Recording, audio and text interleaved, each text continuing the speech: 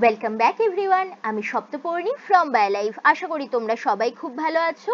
তো as you all know, যারা তোমরা সামনের বছর মাধ্যমিক দিতে চলেছো 2025-এ, তাদের জন্য বায়োলাইফ নিয়ে এসেছে একটা ডেলি রিভিশন সেশন, যেখানে আমরা ডেলি প্রত্যেকটা চ্যাপ্টারের ইনিশিয়ালি এমসিকিউজ বা 1 মার্কের কোয়েশ্চেন, দেন 2 মার্কের এবং আফটার দ্যাট 5 মার্কসের কোয়েশ্চেনগুলো ডিসকাস করব। এর ফলে কি হবে, তোমরা পড়ার সাথে সাথেই তোমাদের রিভিশনও এখন থেকেই হতে থাকবে, যার ফলে এক্সামের আগে তোমরা খুব কনফিডেন্ট হয়ে যাবে তোমাদের প্রিপারেশন নিয়ে লাইফ সায়েন্সের, এবং তোমরা 90+ মার্কস স্কোর করতে পারবে। তো আজকেরটা হচ্ছে আমাদের চ্যাপ্টার 5 এর 1 মার্কের উপরে 4th ভিডিও। এর আগে 3টে ভিডিওর লিংক আমি ভিডিও লাস্টে দিয়ে দেব, সেখান থেকে তোমরা চেক আউট করে নিতে পারো। আজকের ভিডিওতে টোটাল আমরা 35টা কোয়েশ্চেন ডিসকাস করব। তোমরা কে কত পাচ্ছ 35 এর মধ্যে সেটা আমাকে কমেন্ট সেকশনে লিখে জানাবে। যারা রিপ্লাই করবে এবং ভিডিওর মধ্যে মধ্যে যেসব কোয়েশ্চেন করব সেগুলোর অ্যান্সার যারা দেবে, তাদের নাম আমি নেক্সট ভিডিওতে ঘোষণা করব। যেমন আগের দিনের ভিডিওতে আকাশ ঘোষ ও কিন্তু কমেন্ট করেছিল এবং সঠিক উত্তর দিয়েছিল। তো আকাশ ঘোষের নাম আজকের ভিডিওতে আমরা ঘোষণা করলাম। আকাশের মতো তোমরাও কিন্তু অ্যান্সার দিতে পারো এবং তোমাদের নামও তাহলে নেক্সট ভিডিওতে আমরা নেব। তাহলে চলো আর দেরি না করে ভিডিও স্টার্ট করছি। দেখো, ফার্স্ট কোয়েশ্চেন বলছে, নিচের 4টি বিষয়ের মধ্যে 3টি একটি বিষয়ের অন্তর্গত, কোনটি সেই বিষয় খুঁজে বার করতে হবে। 4টি বিষয় কি কি? কলেরা, কৃষিক্ষেত্রে রাসায়নিক সারের ব্যবহার, জল দূষণ এবং শহরের তরল বর্জ্য পদার্থ। দেখো, এখানে সঠিক উত্তর কোনটা হবে? এখানে সঠিক উত্তর হবে অপশন সি, জল দূষণ। কারণ জল দূষণের ফলেই কিন্তু কলেরা রোগ হয়। আবার কৃষিক্ষেত্রে রাসায়নিক সার জলে মিশলেও জল দূষণ হয়, আবার শহরের তরল বর্জ্য পদার্থ জলে মিশলে জল দূষণ হয়। অর্থাৎ অপশন বি আর ডি হচ্ছে জল দূষণের কারণ, আর অপশন এ হচ্ছে জল দূষণের ফলাফল। তো এই 3টে অপশনই জল দূষণের সাথে রিলেটেড, সো কারেক্ট অ্যান্সার হবে অপশন সি, জল দূষণ। চলো নেক্সট কোয়েশ্চেনে যাই। বলছে দেখো, সুন্দরল্যান্ড জীববৈচিত্র্য হটস্পটের অবস্থান কোথায়? দেখো, তোমরা সবাই জানো সুন্দরল্যান্ড বললেই আমাদের মাথায় আসা উচিত আন্দামান নিকোবর দ্বীপপুঞ্জের কথা, ঠিক আছে? তো কারেক্ট অ্যান্সার তাহলে কোনটা হবে? Option C, Andaman Nicobar, Sumatra এবং জাভা প্রভৃতি দ্বীপ অঞ্চলকে সুন্দরল্যান্ড জীববৈচিত্র্য হটস্পটের আন্ডারে পড়ে। ওকে, তোমাদের কাছে আমার কোয়েশ্চেন হচ্ছে, দেখো অপশন বি তে যেটা রয়েছে, ভারতের পশ্চিম উপকূল বরাবর ঘন অরণ্যে ঢাকা পাহাড়ি অঞ্চল, এটা কোন হটস্পটের আন্ডারে পড়ছে? এবং এর সাথে সাথে আরো একটা কোয়েশ্চেন, ভারতে টোটাল কটি হটস্পট রয়েছে এবং তাদের নামগুলো কমেন্ট সেকশনে লিখে তোমরা জানাবে আমাকে। যারা সঠিক উত্তর দেবে তাদের নাম পরের ভিডিওতে ঘোষণা করব। চলো নেক্সট কোয়েশ্চেনে যাই। বলছে নাইট্রিফিকেশনের শনাক্তকারী বৈশিষ্ট্য কি? দেখো, নাইট্রিফিকেশনে কি হয়, আমাদের যে অ্যামোনিয়া থাকে মাটিতে, সেই অ্যামোনিয়া নাইট্রাইট এবং নাইট্রেট যৌগে পরিণত হয়। সো কারেক্ট অ্যান্সার হবে অপশন বি, অ্যামোনিয়া থেকে নাইট্রেট গঠন হয়। তোমাদের কাছে কোয়েশ্চেন হলো, অ্যামোনিয়ার থেকে নাইট্রাইট বানাতে পারে এমন একটি ব্যাকটেরিয়া, এবং নাইট্রাইট থেকে নাইট্রেট বানাতে পারে এমন একটি ব্যাকটেরিয়ার নাম তোমরা কমেন্ট সেকশনে লিখে আমাকে জানাবে। চলো নেক্সট কোয়েশ্চেনে যাচ্ছি। জলাশয়ে পুষ্টির অতিবৃদ্ধিকে কি বলা হয়? বলা হয় ইউট্রোফিকেশন। কি বলা হয়? ইউট্রোফিকেশন। ওকে, নেক্সট কোয়েশ্চেন, সালফার ডাইঅক্সাইড এবং অ্যামোনিয়া হলো গ্রিন হাউস গ্যাস, সত্যি না মিথ্যা? এটা মিথ্যা, কারণ অ্যামোনিয়া তো গ্রিন হাউস গ্যাস নয়, ঠিক আছে? সালফার ডাইঅক্সাইডকে কখনো কখনো মাইনর গ্রিন হাউস গ্যাস হিসেবে ধরা হয়, বাট মেজর গ্রিন হাউস গ্যাসের মধ্যে এটা পড়ে না, সো এটা মিথ্যা। নেক্সট কোয়েশ্চেন বলেছে, দেখো একটি ডিনাইট্রিফাইং ব্যাকটেরিয়ার নাম লেখো। সিউডোমোনাস হচ্ছে একটি ডিনাইট্রিফাইং ব্যাকটেরিয়া, এবং এই কোয়েশ্চেনটা খুব ইম্পর্টেন্ট, ইজি কোয়েশ্চেন হলো খুব ইম্পর্টেন্ট, কারণ গত বছর কিন্তু টেস্ট পেপারে আমরা বারবার এই কোয়েশ্চেনটাকে পেয়েছিলাম। সব চ্যাপ্টারই, সব স্কুলের কোয়েশ্চেনে জেনারেলি আমরা এই কোয়েশ্চেনটাকে পেয়েছিলাম। ওকে, চলো নেক্সট কোয়েশ্চেনে যাচ্ছি। জল দূষণের ফলে নিচের কোনটি ঘটে তোমাদের বলতে হবে? বিশ্ব উষ্ণায়ন, বধিরতা, ব্রঙ্কাইটিস নাকি ইউট্রোফিকেশন? খুবই ইজি কোয়েশ্চেন, সঠিক উত্তর হবে অপশন ডি, ইউট্রোফিকেশন। ঠিক আছে, একটু আগেই আমরা দেখলাম জলে ফসফেট জাতীয় সার বা আমাদের ডিটারজেন্ট, অজৈব পদার্থ ইত্যাদি মেশার ফলে ইউট্রোফিকেশন হয়ে থাকে। নেক্সট কোয়েশ্চেন, নিচের কোন জোড়াটি সঠিক নয় লেখো। দেখো, এই ধরনের যখন কোয়েশ্চেন আসবে, কোয়েশ্চেনটা ভালো করে পড়বে, সঠিক বলেছে নাকি সঠিক নয় বলেছে, ঠিক আছে? নাহলে অ্যান্সার কিন্তু ভুল করে আসবে তোমরা। যেমন এখানে অপশন দিয়েছে, চোরা শিকারির ফলে গরিলার বিপন্নতা বৃদ্ধি পায়, একদম সঠিক। বহিরাগত প্রজাতি হচ্ছে ল্যান্টানা তেলাপিয়া, একদম সঠিক। হটস্পট নির্ধারণের বৈশিষ্ট্য হচ্ছে স্থানীয় এবং বিপন্ন প্রজাতির সংখ্যা, এটাও সঠিক। গ্রিন হাউস গ্যাসের সাথে ইউট্রোফিকেশন, না এটা সঠিক নয়। ইউট্রোফিকেশন বায়ু জল দূষণের সাথে জড়িত এবং গ্রিন হাউস গ্যাস হচ্ছে বায়ু দূষণের সাথে জড়িত, তো এই দুটোর কোনো রিলেশন নেই। সো এখানে সঠিক নয় হবে হচ্ছে option D. Okay, got it. Next question হচ্ছে বাজারে বহুল বিক্রিত বোতল জাতীয় ঠান্ডা পানীয় প্রস্তুত করতে কোন জলের প্রচুর অপচয় ঘটে? এখানে সঠিক উত্তর হবে ভৌম জলের অপচয় ঘটে। ঠিক আছে, এটা তোমাদের কাছে একটু ডিফিকাল্ট কোয়েশ্চেন বা আননোন কোয়েশ্চেন মনে হতে পারে। ভৌম জলের অপচয় ঘটে কোল্ড ড্রিঙ্কস তৈরির সময়। তো তোমাদের কাছে আমার কোয়েশ্চেন হচ্ছে ভৌম জল কাকে বলে, সেটা কমেন্ট সেকশনে লিখে জানাবে। নেক্সট কোয়েশ্চেন, ফুলের পরাগরেণু শ্বাসকষ্টের কারণ, সত্য না মিথ্যা লেখো। একদম সত্য। নেক্সট কোয়েশ্চেন, পূর্ব হিমালয়ের হটস্পটের সংরক্ষিত একটি বিপন্ন উদ্ভিদ হচ্ছে রডোডেনড্রন, সত্য না মিথ্যা? একদম সত্য। যারা তোমরা সিকিম ঘুরতে গেছো অনেকেই দেখবে সিকিমে কিন্তু অনেক রডোডেনড্রন গাছ দেখতে পাওয়া যায়। ঠিক আছে, এবং সিকিম আমাদের পূর্ব হিমালয় হটস্পটের আন্ডারেই পড়ে। ওকে, নেক্সট কোয়েশ্চেন, অ্যাসিড বৃষ্টির কারণ হলো বায়ু দূষণের ফলে সৃষ্ট সালফার ডাইঅক্সাইড এবং নাইট্রোজেন ডাইঅক্সাইড গ্যাস, সত্য না মিথ্যা? এটাও একদম সত্য। সালফার ডাইঅক্সাইড জলীয় বাষ্পের সাথে রিয়াকশন করে সালফিউরিক অ্যাসিড এবং নাইট্রোজেন ডাইঅক্সাইড আমাদের জলীয় বাষ্পের সাথে রিয়াক্ট করে নাইট্রিক অ্যাসিড তৈরি করে, যা অ্যাসিড বৃষ্টি রূপে ঝরে পড়ে।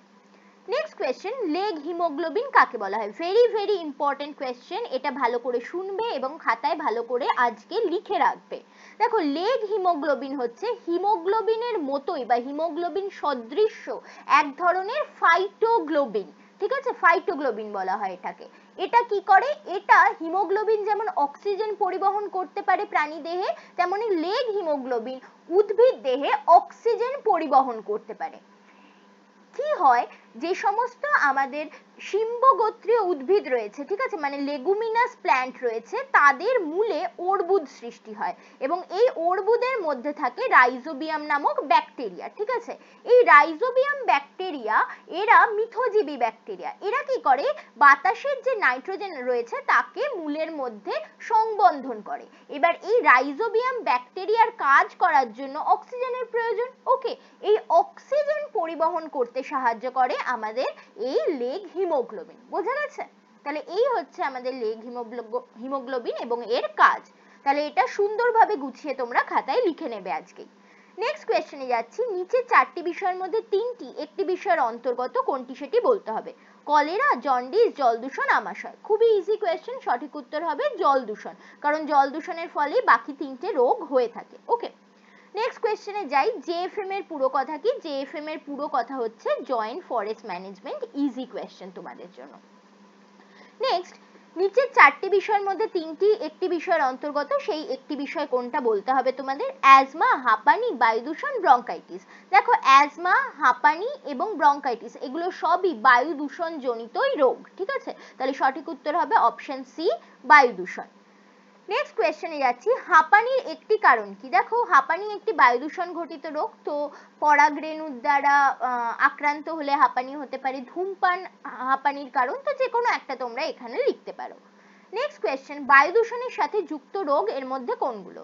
দেখো, প্রথম অপশন বলছে ডায়রিয়া, টাইফয়েড, হেপাটাইটিস। কোনোটাই নয়, কারণ এগুলো সবই জল দূষণ ঘটিত রোগ। হেপাটাইটিস, ব্রঙ্কাইটিস, বধিরতা। দেখো, এখানে শুধুমাত্র ব্রঙ্কাইটিসটা বায়ু দূষণের সাথে, বাট বধিরতা শব্দ দূষণ, হেপাটাইটিসও জল দূষণ। ব্রঙ্কাইটিস, হাঁপানি, লাং ক্যান্সার, এখানে তিনটেই হচ্ছে বায়ু দূষণ ঘটিত রোগ। তাহলে সঠিক উত্তর হবে অপশন সি। ওকে, চলো নেক্সট কোয়েশ্চেন যাচ্ছি। বায়ু দূষণের ফলে ঘটে ইউট্রোফিকেশন, বিশ্ব উষ্ণায়ন, নাকি মিনামাটা, নাকি জীব বিবর্ধন? দেখো, এখানে সঠিক উত্তর হবে বিশ্ব উষ্ণায়ন। বায়ু দূষণের ফলে গ্রিন হাউস গ্যাস পৃথিবীতে মেশে, পৃথিবীর বা অ্যাটমসফিয়ারে মেশে এবং বিশ্ব উষ্ণায়ন ঘটে থাকে। তোমাদের কাছে আমার কোয়েশ্চেন হচ্ছে, মিনামাটা রোগ কোন জলে কোন ধাতুর দূষণের ফলে হয়ে থাকে, সেটা তোমরা কিন্তু কমেন্ট সেকশনে লিখে জানাবে। নেক্সট কোয়েশ্চেন যাচ্ছি, সিনকোনা গাছের ছাল থেকে কি পাওয়া যায় যা ম্যালেরিয়া রোগের এটা সৃষ্টি করে হবে না, উপশমে সাহায্য করে? ঠিক আছে, এটার সঠিক উত্তর কি হবে? রেসারপিন পাওয়া যায় সিনকোনা গাছের ছাল থেকে। ওকে, নেক্সট কোয়েশ্চেন, ফুসফুসে ক্যান্সার সৃষ্টিকারী একটি পদার্থ কি? ফুসফুসে ক্যান্সার সৃষ্টিকারী পদার্থ হচ্ছে আমাদের বিভিন্ন কীটনাশক, তারপরে তেজস্ক্রিয় পদার্থ, আগাছানাশক, ঠিক আছে, এগুলো ধূমপান করলেও ফুসফুসে ক্যান্সার সৃষ্টি হয়, তো এগুলোর মধ্যে যে কোনো একটা নাম তোমরা এখানে লিখতে পারো। নেক্সট কোয়েশ্চেন, কত ডেসিবেলের শব্দে মানুষের কানের পর্দা ফেটে যায়? এটা সঠিক উত্তর হবে 160 ডেসিবেলের শব্দ মানুষের কানের পর্দাকে ফাটিয়ে দিতে পারে। নেক্সট কোয়েশ্চেন, নিচের চারটির মধ্যে তিনটি একটি বিষয়ের অন্তর্গত, কোনটি সেটি বলতে হবে? পূর্ব হিমালয়, ইন্দো বার্মা, হটস্পট, পশ্চিম ঘাট। দেখো পূর্ব হিমালয়, ইন্দো বার্মা এবং পশ্চিম ঘাট এই তিনটেই হচ্ছে ভারতের হটস্পট রিজিয়ন। ওকে, তো সঠিক উত্তর হবে অপশন সি।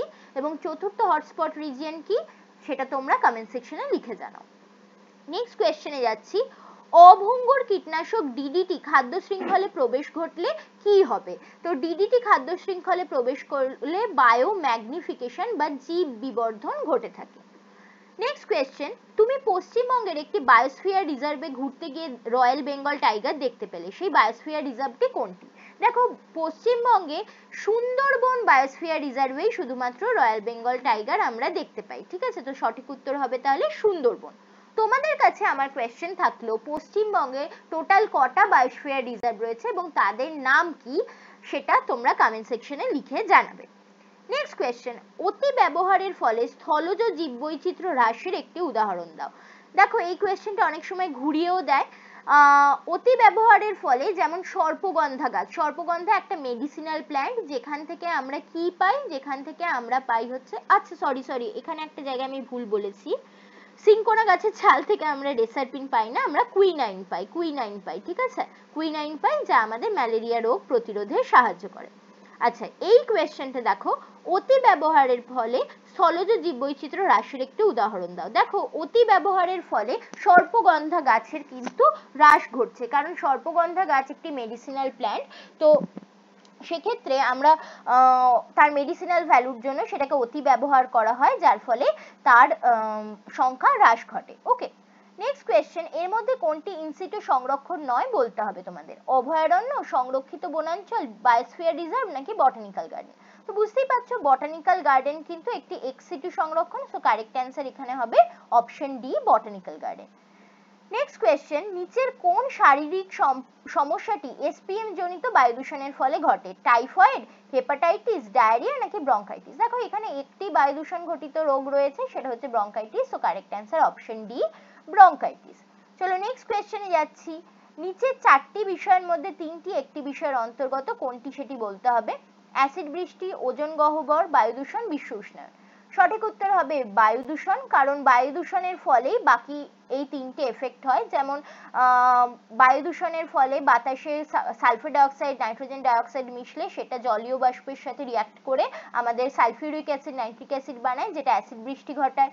বায়ু দূষণের ফলেই আমাদের ক্লোরোফ্লুরোকার্বন বাতাসে মেশে এবং ওজোন গহ্বর সৃষ্টি হয়। বায়ু দূষণের ফলে গ্রিন হাউস গ্যাস বাতাসে মেশে এবং বিশ্ব উষ্ণায়নও হয়ে থাকে, তো এখানে সঠিক উত্তর হবে তাহলে অপশন সি, বায়ু দূষণ।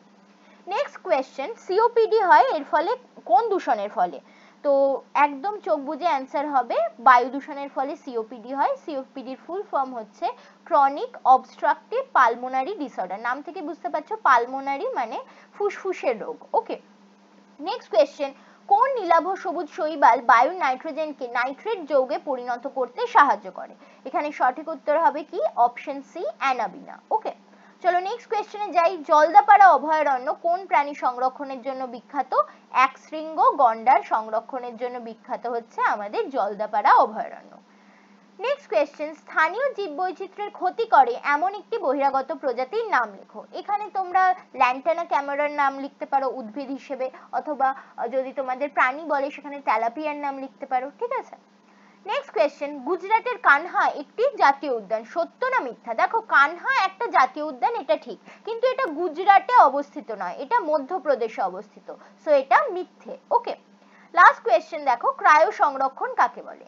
দেখো ক্রায়ো সংরক্ষণ হচ্ছে একটি এক্সিটু পদ্ধতি, যার মাধ্যমে আমরা একটা সিঙ্গেল সেলকে বা কোনো কলাকে রাসায়নিক বিক্রিয়ার হাত থেকে রক্ষা করার জন্য -196 ডিগ্রি সেলসিয়াস তাপমাত্রায় তরল নাইট্রোজেনের মধ্যে সংরক্ষণ করতে পারি, ঠিক আছে? সেই প্রসেসকে আমরা ক্রায়ো সংরক্ষণ বা ক্রায়ো প্রিজার্ভেশন বলে থাকি। যেমন এর মাধ্যমে আমরা জার্ম প্লাজমকে সংরক্ষণ করতে পারি, অর্থাৎ স্পার্ম, ওভাম, গাছের মুকুল, ঠিক আছে, বীজ ইত্যাদি বিভিন্ন অংশকে সংরক্ষণ করা যায় এই পদ্ধতির মাধ্যমে।